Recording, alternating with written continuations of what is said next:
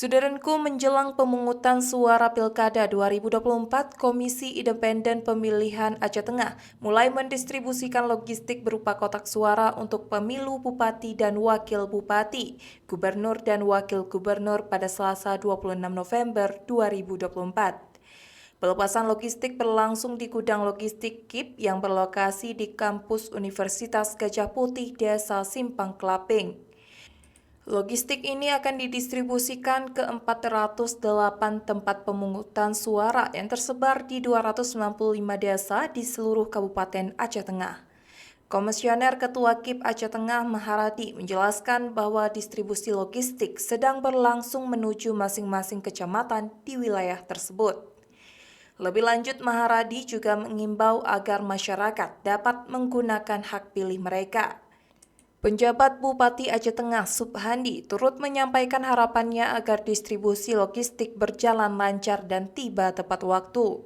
Pantauan Tribun Gayo di Kecamatan Bias dan Pegasing, logistik pemilu tiba di lokasi pada pagi tadi. Setelah tiba di kecamatan, logistik berupa kotak suara tersebut mulai didistribusikan ke sejumlah desa di masing-masing kecamatan. Pendistribusian kotak suara tersebut ikut dikawal oleh pihak kepolisian dan juga TNI di masing-masing kecamatan.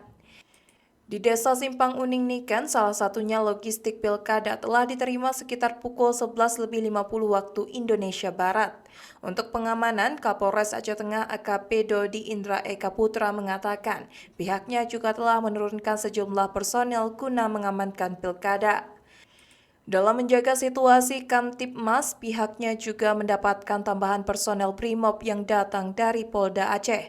Di sisi lain, adapun jumlah personel pengamanan yang diturunkan guna pengamanan pemilu terdiri dari personel Polres Aceh Tengah sebanyak 669 personel, BKU Polda Aceh 199 personel, dan 816 personel Linmas.